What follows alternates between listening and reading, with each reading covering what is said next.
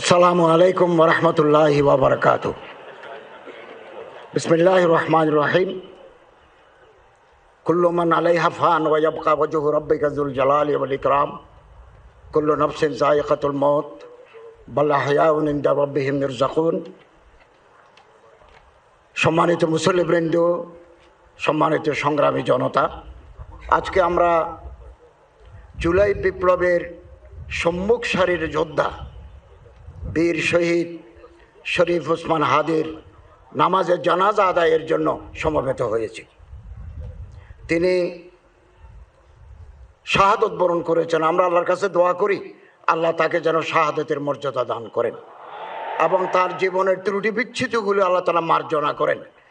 আল্লাহ তার কবরকে জান্নাতুল ফেরদাউসের টুকরা বানিয়ে দেন এবং তিনি যে স্বপ্ন দেখেছিলেন আধিপত্যবাদ বিরোধী একটা ইনসাফ ভিত্তিক সমাজ যে প্রতিষ্ঠা করার স্বপ্ন দেখেছিলেন তার পূর্ণতা দেওয়ার জন্য দেশবাসীকে আপনি তৌফিক দান করুন। সারা বাংলাদেশ আজ কাঁদছে। ধর্ম মন্ত্রণালয়ের নির্দেশনায় বাংলাদেশের গ্রামে গঞ্জে শহরে বন্দরে সব মসজিদে আমাদের ভাই জনাব শরীফ ওসমান হাদির জন্য দোয়া, খতমে কোরআন, জিকির আজকার সম্পন্ন হয়েছে। আমি তার জীবন বৃত্তান্ত পাঠ করছি।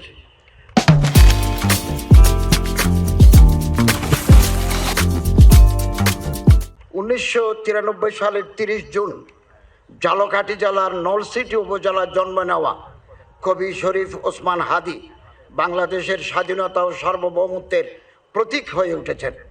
তার ক্ষুরদার যুক্তি, দেশপ্রেম, মানবিক মূল্যবোধ, দৃঢ়তা দিয়ে তিনি দেশকে ভালোবেসেছেন।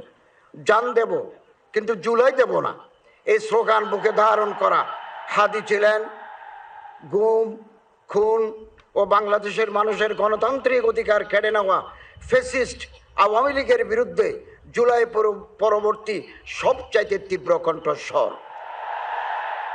নতুন বাংলাদেশের সাংস্কৃতিক ন্যারেটিভ নির্মাণে শরিক হওয়ার জন্য প্রতিষ্ঠা করেছিলেন ইনকিলাব কালচারাল সেন্টার। বাংলাদেশের সার্বভৌমত্ব বিরোধী খুনিরা 12ই ডিসেম্বর দুপুরে জুমার নামাজের পরপরই তাকে গুলি করে 18ই ডিসেম্বর 2025 রাতে সিঙ্গাপুর জেনারেল হাসপাতালে শাহাদত বরণ করেন বীর ওসমান হাদি। ওরা ওসমান হাদিকে নিশ্চিহ্ন করতে চেয়েছিল, আর ওসমান হাদি হয়ে উঠলেন আমাদের সবচেয়ে বড় প্রতীক স্বাধীনতা এবং সার্বভৌমত্বের। আল্লাহ তাআলা ওনার মাগফিরাত করুন এবং বেহেশতের অসংখ্য নাজ ও নিয়ামত দিয়ে আল্লাহ তাকে সম্মানিত করুন। আমিন।